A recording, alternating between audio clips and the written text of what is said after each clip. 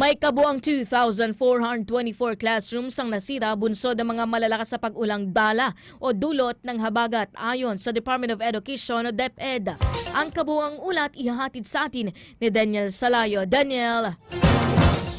Tama ka nga dyan, Ani, sa inisyal na tala ng Disaster Risk Reduction and Management Service o DRRMS ng DepEd. 403 na classrooms ang nawasak.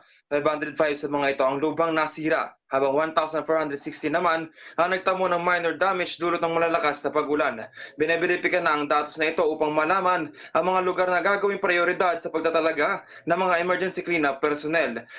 Sinabi ng DepEd na nakikipagtulungan ito sa Department of Labor and Employment o DOLE upang palawakin ang kanilang pagtugon at mapabilis ang rehabilitasyon ng mga pampublikong paaralan na napinsala ng habagat.